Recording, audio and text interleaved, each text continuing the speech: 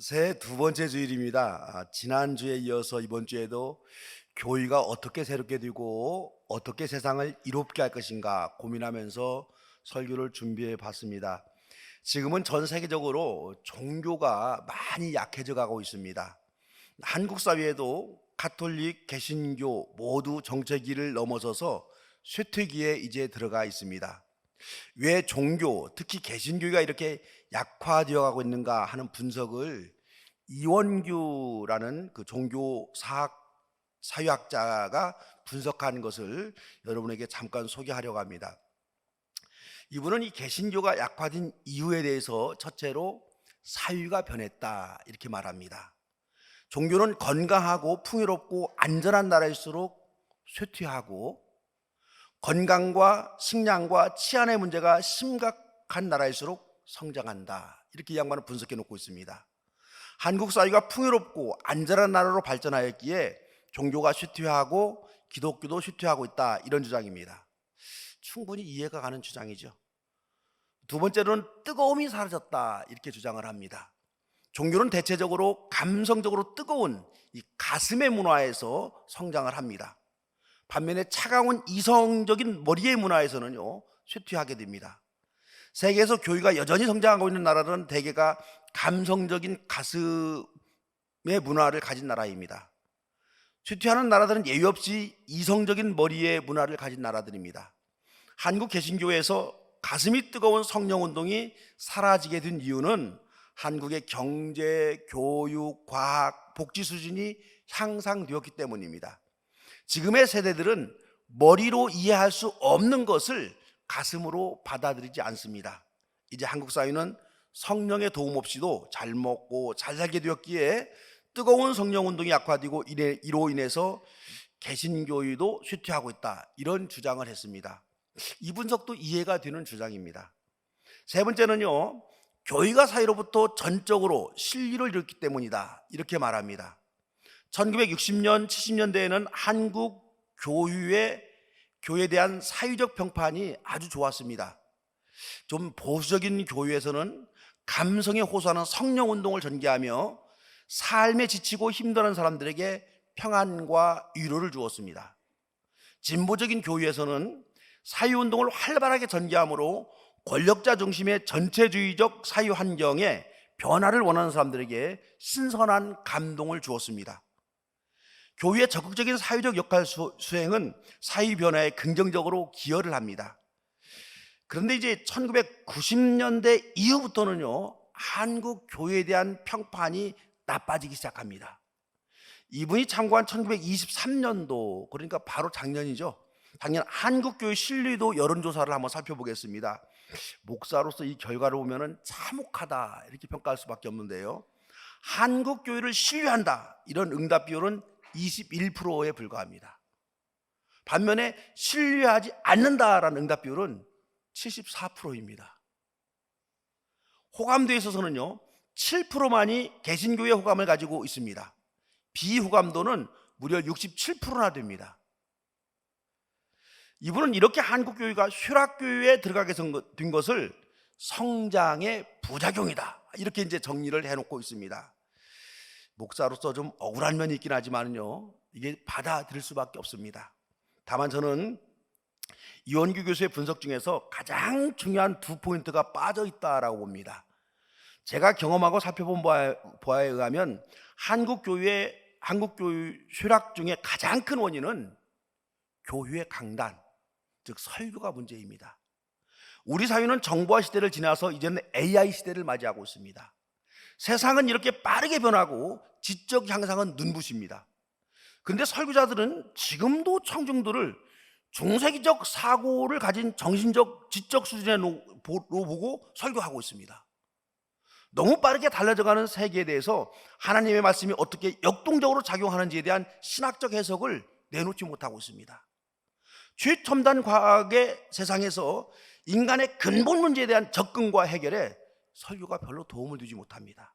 이 때문에 주의 말씀이 급격하게 변화하는 이 세계에 스며들지 못하고 있습니다. 특히 어른들은 좀 이해가 좀 잘 안 되어도 그런갑다 하고 예배 참여합니다. 하지만 우리 자녀들은요, 말이 되지 않는다고 판단하면 가차없이 교회를 등집니다. 이 때문에 한국 교회는 강단이 변해야 교회가 변한다, 이런 말씀을 지난주에 드렸습니다. 또 하나는 교회에서 주의 말씀을 받은 성도들이 생활 속에서 말씀대로 살아내지 못하고 있습니다.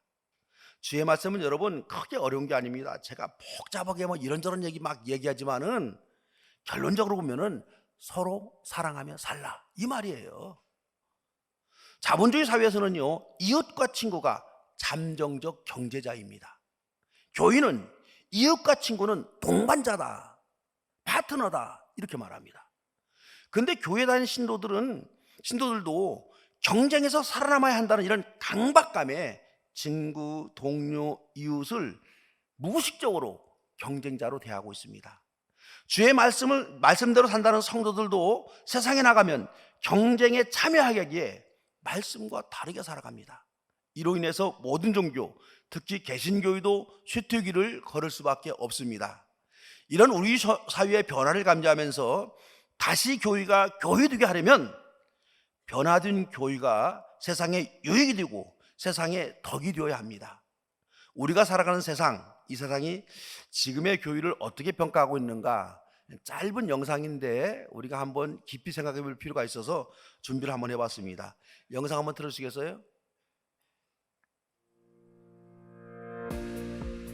한국의 종교인들이 30%가 넘습니다. 교회도 많고 성당도 많고 불교의 사찰도 많습니다. 이단 사이비도 많습니다. 새벽 기도하는, 철야 기도하는, 통성 기도하는 유일한 나라가 대한민국 정치인들 중에 나는 기독교인입니다 라고 말하는 사람들이 30%가 넘습니다. 그래서 대한민국 현실이 달라졌다. 경제적으로는 부유했지만 사람들은 더 잔인해지고 있습니다. 빈부격차는 갈수록 더 심해지고 있습니다. 범죄 수준은 심각할 정도이고 청소년, 심지어 어린아이들까지 극악한 범죄를 저지르고 있는 현실입니다. 교육은 경쟁하고 있습니다. 권력자들의 부패는 상상 이상입니다. 자살률 세계 1위입니다. 출산율 세계 꼴등입니다. 우리의 기도가 부족해서 그럴까요? 우리의 믿음이 부족해서 그럴까요? 우리 그리스도인들이 좀 깊이 생각해 볼 늘 문제를 저렇게 이제 정리를 해놓고 있습니다. 오늘 신약 성경의 본문에서 예수님은 제자들에게 어떻게 세상을 살아야 이롭게 하는지를 직설적으로 말하고 있습니다. 예수님은 제자들을 향해서 너희는 세상의 소금이다, 너희는 세상의 빛이다 말하고 있습니다. 여러분, 이 부분에서요, 너희는 세상의 소금이 되어라, 그게 아니에요. 너희는 세상의 소금이다 라고 하는 거예요. 너희는 세상의 빛이 되어라, 이런 얘기 아닙니다. 너희는 세상의 빛이다, 직설적으로 말하고 있습니다. 예수 믿는 사람은 소금으로 살고 빛으로 살아가라, 이런 뜻입니다. 그리스도인들이 세상에서 소금으로 살고 빛으로 살면 어두운 세상은 밝은 세상으로 변화됩니다. 교회는 세상에 유익을 주는 귀한 공동체입니다. 이러한 책임이 교회에 있고 우리 그리스도인들에게 있습니다. 소금은 보통 세 가지의 특징을 가지고 있습니다. 첫째는 순결, 두 번째는 부패 방지, 세 번째는 맛입니다. 고대 로마인들은 소금을 태양과 동일하게 세상에서 최고로 귀중한 물질로 보았습니다. 소금은 그 어떤 첨가물 없이 순수하게 태양과 바닷물로만 만들어지기 때문에 순결하다, 그렇게 보았습니다. 그래서 이 로마인들은 한 달 일한 그 노동의 대가를 소금으로 그때 주었습니다. 여러분, 샐러리라는 그 이야기가 솔트라는 소금이라는 단어에서 나온 겁니다. 그래서 소금으로 살라는 말은 정직성, 도덕성, 청결함, 청결함을 가지고 살아가라, 이런 뜻을 담고 있습니다. 또한 소금은 썩는 것을 막아주는 방부제 역할을 합니다. 그리스도인은 세상이 병들지 않고 세상이 골마가지 않고 세상이 부패하지 않고 건강한 세상이 되도록 그 역할을 해야 될 책임이 있습니다. 이 때문에 기독교에서는 유대교의 예언자 정신을 그대로 가져옵니다. 유대교의 예언자들은요, 예언이라고 해서 미래를 말하는 그 어떤 점쟁이들이 아닙니다. 세상을 향해서 바른 말을 하는 의로운 사람들입니다. 특히 백성들에게는 물론 부패한 권력자들을 향해서 예리한 하나님의 말씀으로 가슴을 찌르는 말을 하는 사람들이 예언자들입니다. 이 유대교의 예언자들처럼 그리스도인들도 때로는 부패하고 타락한 세상을 향해서 예언자의 정신을 가지고 바른 말을 할 수 있어야 합니다. 또한 소금을 맛을 냅니다. 맛을 낸다라는 말은 그리스도인은 삶의 의미, 삶의 가치를 발견하고 감사와 기쁨으로 인생을 살아감을 말합니다. 맛이라고 한다면 우리가 재미라고 볼 수 있고, 기쁨, 행복이다 이렇게 우리가 해석할 수도 있죠. 사는 게 재미가 있어야, 하지만은요, 인생을 재미로 산다, 이건 좀 가볍죠. 재미라고 하는 것은 오락과 게임과 놀이를 통한 즐김을 말한다고 본다면은, 이런 오락을 통해서 얻게 되는 재미는 그저 재미입니다. 즐김입니다. 하지만 기독교에서 말하는 맛이라고 하는 것은요, 눈물과 희생을 통해서 얻어지는 희열과 기쁨을 말합니다. 헌신을 통해서 가슴속 깊은 곳으로부터 올라오는 뿌듯함과 뼛속 깊은 곳으로부터 전달되어 오는 통렬한 행복을 말합니다. 그러므로 교회에서 말하는 즐거움, 행복이란 오락을 통해서 전달되는 가벼운 재미가 아닙니다. 크고 작은 책임을 감당함으로써 얻게 되는 무게감 있는 기쁨과 행복을 말합니다. 그런데 제가 소금에서 발견한 그 큰 교훈은 이 세 가지보다도 저는 더 큰 교훈이 있다고 생각하는데, 소금 자체가 형체를 발견할 수 없이 다 녹아진다. 소금의 형태는 완전히 사라지고 소금의 고유한 기능은 그대로 남아 있습니다. 이게 소금이 주는 가장 멋진 교훈 아닌가. 예수님은 제자들로 하여금 세상에서 눈에 띄지 않게 순결하고 썩어짐을 방지하고 맛을 내는 세상으로 만들어가라, 그렇게 책임을 주었습니다. 공을 세우지만은 공치사하지 않는다, 이런 뜻이에요. 우리는 세상에서 드러나게 소금으로 사는 게 아닙니다. 전혀 드러나지 않게, 전혀 보이지 않게 세상에 이익을 주며 살아야 합니다. 저와 여러분이 세상에 이익을 주면서도 공치사하지 않으면 그 공은 예수님에게 돌아갑니다. 나는 죽고 예수님이 드러나는 삶이 소금의 삶입니다. 소금의 역할을 한 사람들을 구약에서 한번 찾아봤어요. 오늘 구약의 본문은 유대인들이 바벨론의 포로에서 돌아와서 그 교회 음악 와서 핸드폰을 안 끌려면은 벨소리가 좀 좋은 소리로 만들어놔요. 좀 찬송가로 만들어 놓든가 아니면 그럴듯한 팝송으로 만들어 놓든가, 그러면 용서가 되지만은 좀 고약한 음악 소리는 좀 곤란해요. 오늘 구약의 본문은 유대인들이 바벨론의 포로에서 돌아와서 다시 나라를 세우기 위해서 발버둥하는 과정에서 공헌한 사람들을 기록하고 있습니다. 그런데 오늘 본문에 기록된 유다 사람들의 족보는요, 이게 족보거든요. 지금 권력 있는 고관 대작의 족보가 아닙니다. 거룩한 제사장들의 족보도 아닙니다. 예루살렘 성전의 문을 지키면서 문을 열고 닫는 일을 맡고 있는 이 성문 문지기들의 족보를 말하고 있어요. 여러분, 문지기 역할을 맡은 사람이 신분이 높을 것 같아요? 아니면 신분이 좀 보잘것없을 것 같아요? 적어도 그 공동체에서 신분이 높은 고관대작이나 공동체를 이끌고 있는 지도자들이 문지기를 맡지는 여러분 않습니다. 어느 사회에서나 신분이 낮은 사람들이 문지기를 맡고 있습니다. 유다 나라도 예의가 아니어서 그 시대에 신분이 낮은 사람들이 문지기를 맡았습니다. 문지기는 허드렛 일을 하는 낮은 직업입니다. 그런데 이 성경은 문지기들의 이름과 가문을 민족 역사의 족보에 이렇게 기록해 놓고 있습니다.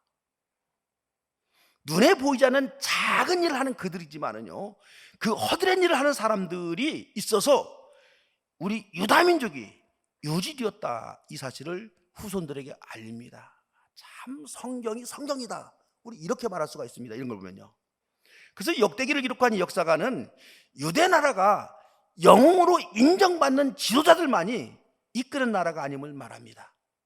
유다 민족은 이름도 없고 빛도 없이 아무도 알아주지 않는 그 구석진 곳에서 자신에게 주어진 책임을 잘 감당하고 있는 이 문지기 같은 그런 사람들이 있어서 민족이 유지되고 발전하고 있다, 이 사실을 지금 말하고 있습니다. 이렇게 보이지 않는 곳에서 작은 일을 감당하는 문지기들이 예수님이 말한 소금입니다. 우리 그리스도인들은 남들이 알아주지 않는 일을 할지라도 맡겨진 일에는 최선을 다해야 됩니다. 겉으로 화려하게 드러나지 않더라도 숨은 곳에서 하나님의 영광을 드러나도록 밑거름이 되어주는 구약의 성전 문지기와 같은 그런 삶을 살아가라고 예수님은 저와 여러분에게 요구하고 계십니다. 공은 다른 사람이 다 차지하게 된다 할지라도 불평하지 말아야 합니다. 그러면 예수님이 드러납니다. 나는 죽어지고 주의 영광이 드러나는 인생이 소금의 인생입니다. 저와 여러분은 이런 소금이다라고 예수님이 말씀하십니다. 그런데 예수님은 여기서 말씀을 멈추지 않아요. 너희는 세상의 빛이다 라고 말하는 거예요. 빛은 여러분 어떻습니까? 드러납니다. 숨길 수가 없습니다. 빛은 어둠을 밝혀서 사람들로 하여금 길을 찾도록 인도하는 역할입니다. 역할 면에서는요, 소금과는 정반대 역할이 빛입니다. 소금은 형태가 보이지 않게 녹아지는 역할이라면 빛은 많은 사람들이 보이게 하는 역할입니다. 소금은 감추인 역할이라고 한다면 빛은 드러나는 역할입니다. 우리 그리스도인들은 빛과 같이 사람들에게 하나님의 영광을 드러내고 앞장서서 사람들을 구원으로 인도하는 밝은 빛이 될 책임이 여러분 있습니다. 빛은 드러나는 역할이기에 아무래도 리더자의 역할로 봅니다. 예를 들면 얼마 있지 않으면 우리 사회는 총선이 있습니다. 총선에 출마하는 사람들은 문지기와는 달리 빛의 역할입니다. 공직에 선출된 사람들은 명예를 얻게 되고 국민들에게 대부분 생활이 노출되고 국민들은 그들의 생각과 결정과 판단을 보고 그를 따르고 존경하게 됩니다. 선출된 공직은 대단히 부담이 되는 역할이지만 모든 사람의 눈에 노출된다는 점에서 대단히 명예로운 직책이기도 합니다. 그리스도인들은 이런 빛의 역할을 적극적으로 해야 될 책임이 있다라고 예수님 말합니다. 권력에 대한 욕망, 자리에 대한 욕심, 이런 것들이 여러분 결코 나쁜 것만 아니에요. 이렇게 여러분 한번 생각해 보세요. 음식에 대한 욕망을 우리가 뭐라고 그래요? 식욕이다. 식욕이 있어서 음식을 먹어야 건강을 유지할 수가 있습니다. 식욕이 다 떨어진 상태에서 음식을 먹어본 사람은 식욕이 얼마나 소중한가 알 수 있는 거예요. 물질에 대한 욕심이 있어야 가정의 살림, 교회의 살림, 나라의 살림을 해나갈 수가 있습니다. 식욕은 인간의 생명을 유지하기 위해서 꼭 필요한 욕망 중에 하나입니다. 이와 같이 공동체를 유지하려면 누군가는 권력에 대한 욕망, 지도자가 되려는 욕망 필요합니다. 그래야 그 공동체를 인도하는 리더자가 나오고 공동체는 앞에 선 그 리더자를 중심으로 앞으로 전진해 나갈 수가 있습니다. 그리스도인은 필요할 때는요, 이런 드러나는 욕망과 욕심을 가지고 살아야 될 책임도 여러분 있습니다. 교회에서 모두가 익명의 그리스도인으로 살아가려 한다면 그런 교회는 여러분 희망이 없습니다. 교회도 사람이 모이는 공동체이기에 누군가가 나서서 구역장도 해야 되고 선교회장도 해야 되고 교사도 해야 되고 장로, 권사, 집사도 하려는 그 거룩한 욕망이 있어야 됩니다. 교회에서 욕망을 저는 거룩한 욕망 이렇게 말해봅니다. 장로, 권사, 집사, 안수집사 하지 않으면 뭐 천당 못 가는가? 그러면서 교회 직분과 직책에 관심이 없다면 좋은 신앙의 자세가 아닙니다. 교회에서 요청하면, 우리 선교에서 필요하다면 제가 하겠노라 나서는 것도 이게 빛의 역할입니다. 이렇게 소금과 빛의 기능과 역할을 꼼꼼히 따져보면 예수님은 정반대의 특징을 가진 물체를 가지고 제자들에게 교훈하고 있습니다. 소금은 녹아져서 없어지는 물체, 빛은 드러나서 보여지는 물체입니다. 소금이 비움의 형성이라고 한다면 빛은 채움의 형성입니다. 소금은 형체가 사라져버립니다. 없는 거죠. 그래서 비움이다, 이렇게 우리가 말할 수 있습니다. 반대로 방 안에 촛불 하나 밝혀 있으면 방 안은 빛으로 가득합니다. 그래서 채움입니다. 예수님은 우리에게 비움의 영성과 채움의 영성을 가진 변증법적인 책임적 존재로 살아가라, 그렇게 말합니다. 예수님이 소금으로만 살라 그리 말하지 않았어요. 예수님이 빛으로만 살라 그리 말하지도 않았습니다. 소금과 빛으로 살라 말씀하셨습니다. 이렇게 말씀하신 뜻을 우리는 깊이 있게 생각하고 받아들여야 합니다. 어떤 경우 우리는 숨어지는 소금의 역할을 해야 됩니다. 나서지 않고 뒤에서 묵묵히 주어진 일을 해야 할 때도 있습니다. 어떤 경우에는요, 드러나서 일해야 됩니다. 숨어 있어서는 덕이 안 될 때가 있습니다. 다른 사람들 앞에 서서 인도하는 빛의 역할을 해야 할 책임이 우리에게 주어질 때도 있습니다. 이럴 때는요, 우리가 그 책임을 아멘하고 받아들이고 순종할 수 있어야 됩니다. 어떤 경우에는 소금과 같이 비움의 영성으로 살아가야 될 책임도 있고, 어떤 경우에는 빛과 같이 체험의 영성으로 살아야 될 책임도 있습니다. 또 이 말씀에서 우리가 절대로 놓쳐서는 단어 하나가 있습니다. 어디에서 소금과 빛으로 살라고 말하겠어요? 세상에서. 너희는 세상의 소금이다 말하고 있고, 너희는 세상의 빛이다. 그냥 소금이 아니에요. 그냥 빛이 아니에요. 세상에서 비움의 영성과 체험의 영성을 가지고 살라. 세상은 여러분 광대한 우주만을 말하는 것이 아닙니다. 내가 살아가는 삶의 공간이고 세상입니다. 내가 살아가는 가정이고 세상이고, 내가 속해 있는 직장과 사업체가 곧 세상이고, 내가 속해서 예배하는 교회가 곧 세상입니다. 저와 여러분이 속한 가정에서도 우리는 소금의 역할과 빛의 역할이 필요합니다. 가정에서는 누군가는 보이지 않는 곳에서 땀 흘리고 수고하고 봉사해야 하는 그런 사람이 있습니다. 가정에서는 보통은 어머니가 보이지 않는 곳에서 희생을 많이 합니다. 모성이 소금의 역할입니다. 하지만 가정에는 또 앞장서서 가정을 이끌고 인도하는 부성도, 아버지도 필요합니다. 건강한 가정은 숨어있는 비움의 영성과 드러나는 체험의 영성이 균형을 이루는 가정, 이런 가정이 어때요? 건강한 가정입니다. 여러분, 우리 사회도 마찬가지입니다.